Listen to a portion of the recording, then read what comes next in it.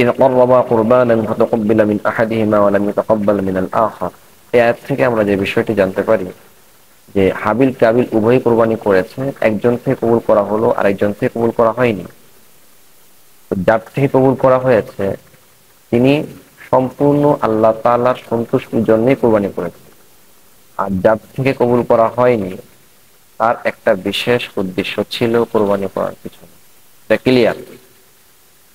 এখান থেকে আরেকটা বিষয় আমরা জানতে পারলাম যে হক এবং বাতিল, যে হকের উপর আছে যে বাতিলের উপর আছে উভয়ই কোরবানি করেছে। বিষয়টা এমন নয় যে কাবিল কোরবানি করতে অস্বীকৃতি জানিয়েছে, উভয়ই কোরবানি করেছে। আল্লাহ তাআলা একজনটা কবুল করেছেন, একজনটা কবুল করেননি। এখান থেকে আমরা বুঝতে পারি আমাদের সমাজে উভয় শ্রেণী কোরবানি করবে। যে হকের উপর আছে সেও কোরবানি করবে, যে বাতিলের উপর আছে সেও কোরবানি করবে।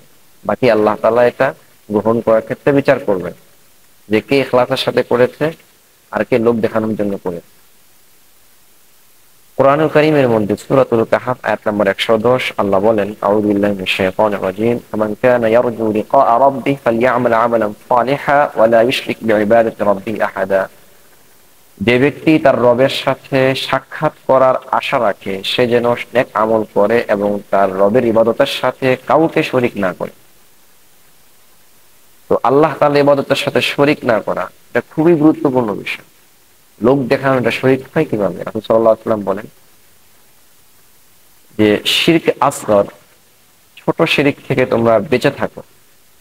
সাহাবা রাদিয়াল্লাহু আনহু আজমাইন তারা জিজ্ঞেস করলেন, ইয়া রাসূলুল্লাহ, ছোট শিরক কোনটি? তখন রাসূলুল্লাহ সাল্লাল্লাহু আলাইহি ওয়াসাল্লাম বললেন, আর রিয়া, লোক দেখানো আমল করা। আল্লাহ তাআলা বান্দাদের প্রতিদান দিবসে রিয়াকারীকে, অর্থাৎ যে লোক দেখানোর উদ্দেশ্যে আমল করে, তাকে বলবেন, তুমি যাদেরকে দেখানোর জন্য আমল করেছিলে তাদের নিকট যাও, হয়তো তাদের কাছে তোমার কিছু প্রতিদান পাওয়া যায়।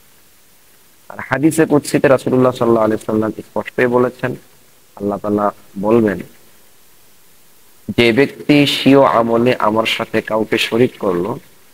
হাদিসে কুদসিতে রাসূলুল্লাহ সাল্লাল্লাহু আলাইহি ওয়াসাল্লাম বলেন, আল্লাহ তাআলা বলেছেন, যে ব্যক্তি তার কাজে তার আমলে আমার সাথে কাউকে শরীক করলো, তার এই আমল আমার শরীকের জন্য, আমি এই আমল থেকে সম্পূর্ণ মুক্ত। অর্থাৎ এই আমলের সাথে আমার কোনো সম্পর্ক নেই, আমি গ্রহণও করব না এবং এর প্রতিদানও দেব না।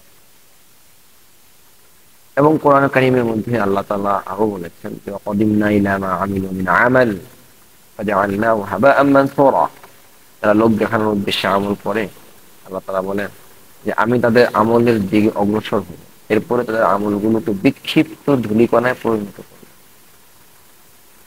অর্থাৎ বান্দা যে আমল আমার উদ্দেশ্যে করলো না, আমি সে আমলের সওয়াব সূর্যের কিরণে, সূর্যের আলোতে বিক্ষিপ্ত ধুলাবালি যে দৃষ্টিগোচর হয় আমাদের, তা কত ক্ষুদ্র এবং সূক্ষ্ম।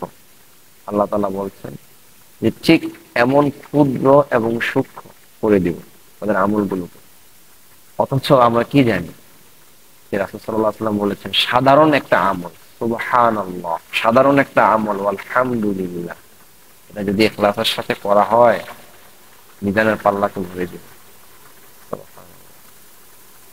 তাহলে পার্থক্য কতটুকু? ইখলাসের সাথে করলে যত ছোট আমল হোক তা আল্লাহ বাড়িয়ে দিবেন, আর ইখলাসের সাথে না হলে যত বড় আমল হোক এটাকে আল্লাহ তাআলা বিক্ষিপ্ত ধূলিকণায় পরিণত করবেন।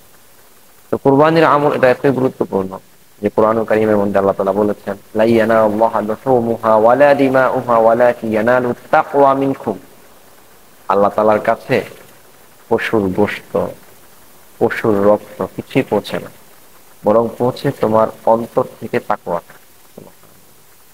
যেই পশুটা কেনা হলো, এই পশুর কোনো কিছু আল্লাহ তাআলার কাছে পৌঁছে নাই, পৌঁছেছে আমি যেই অন্তর থেকে আল্লাহ তাআলার জন্য যে অর্থটা ব্যয় করেছি, এই যে আবেগ, ভালোবাসা, মহব্বত আল্লাহর জন্য দিলাম, এইটা আল্লাহ তাআলার কাছে পৌঁছে। রব্বুল আলামিন এই ভালোবাসা আমাদের সামনে উপস্থাপন করেছেন দুজন নবীর মাধ্যমে, আমাদের জাতির পিতা ইব্রাহিম আলাইহিস সালাতু ওয়াস সালাম এবং ইসমাঈল আলাইহিস সালাম, যাদের পর থেকে আমাদের এই কোরবানির সূচনা।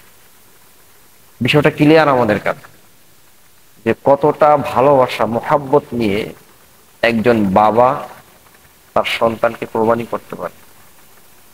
বাহ্যিকভাবে যদিও আমরা এটা বুঝি বা উপলব্ধি করি যে এটা বাবার জন্য অনেক বড় কষ্টের, কিন্তু আমাদের এই বিষয়টা পরিপূর্ণভাবে পরিষ্কার রাখতে হবে যে কতটা রবকে ভালোবাসলে রবের মোহাব্বতের উপর সন্তানের জবাইকে তুচ্ছ রাখতে পারে, সন্তানের জবাইয়ের উপরে, সন্তানকে কোরবানি করার উপরে রবের হুকুমকে বড় রাখতে পারে, প্রাধান্য দিতে পারে। সুবহানাল্লাহ, আলহামদুলিল্লাহ, সুবহানাল্লাহ। তো বাবা হিসেবে সন্তানকে কতটা অন্তর থেকে মন দিয়ে আবেগ দিয়ে কোরবানি করেছিলেন সে। আজকে তো আমরা বাবা হিসাবে সন্তানকে করছি না, পশুকে করতেছি। শুধু তাই না, যে পশুকে করছি ওই পশু যে গোশত আল্লাহ তাআলা আমাদেরকে খাওয়ার তৌফিক দিয়েছে, শুধু এতটুকু যে আমরা যেটা করব অন্তর থেকে ইখলাসের সাথে আল্লাহ তাআলার জন্য করব, এতটুকু হইলেই বাস আল্লাহ তাআলার কাছে এটা গ্রহণযোগ্য হয়ে যাবে। তো আমরা যে বিষয়টি আজকের এই আলোচনা থেকে জানলাম যে আমাদের অবশ্যই ইখলাসের সাথে এই আমলটি করতে হবে। আরেকটি শর্ত আমাদের পূরণ করতে হবে, সেটা হলো যে অর্থ দিয়ে আমরা কোরবানি করছি এই অর্থ সম্পূর্ণ হালাল হতে হবে, পরিষ্কার হতে হবে। আল্লাহ তাআলা আমাদেরকে কোরবানির আমল উত্তমভাবে সম্পাদন করার তৌফিক দান করুন, এবং যেসব গরিব অসহায় এবং আমাদের প্রতিবেশী মুসলিম মা বোনেরা ভাইয়েরা আছেন সবাইকে যেন আমাদের এই ঈদের আনন্দে শরীক রাখতে পারি, আল্লাহ তাআলা আমাদের সবাইকে তৌফিক দান করুন। আমিন। আসসালামু আলাইকুম ওয়া রাহমাতুল্লাহি ওয়া বারাকাতুহু।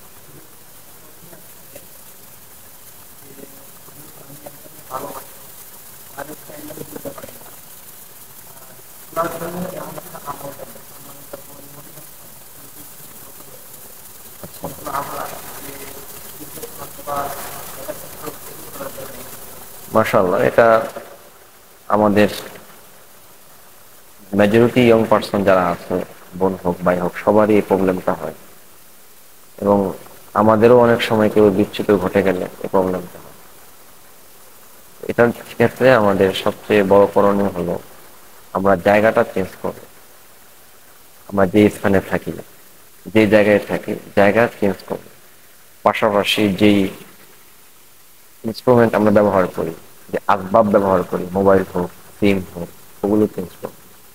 এক কথায় যার সাথে আমার সমস্যা হচ্ছে, যার কারণে সমস্যা হচ্ছে, তার সাথে আমার আদান প্রদান যোগাযোগ যা কিছুই হয় সব কিছু পরিপূর্ণ কাট অফ করে নিতে হবে। এটা হলো আমার প্রধান শর্ত। এইটা করার পরে ইনশাআল্লাহ আল্লাহ তাআলা অটোমেটিকলি আমার অন্তরে আল্লাহ এবং রাসূলের মহব্বত তিনি জন্মায় দিবেন, এবং আল্লাহ তাআলাই সাহায্য করবেন। এবং অন্তরে এটা ফিল করা যে আমি আমার জীবনে সবচেয়ে বেশি আল্লাহ এবং তার রাসূলকে মহব্বত করি।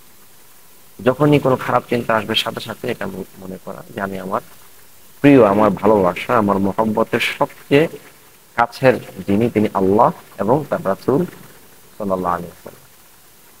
আর আল্লাহ এবং তার রাসূল সাল্লাল্লাহু আলাইহি ওয়াসাল্লাম যে কাজে সন্তুষ্ট হবে ওই কাজগুলি বারবার করা এবং বেশি বেশি করা, ওই কাজগুলোতেই আমাদের ব্যস্ত থাকা। আল্লাহ তাআলা আমাদেরকে আমল করেন।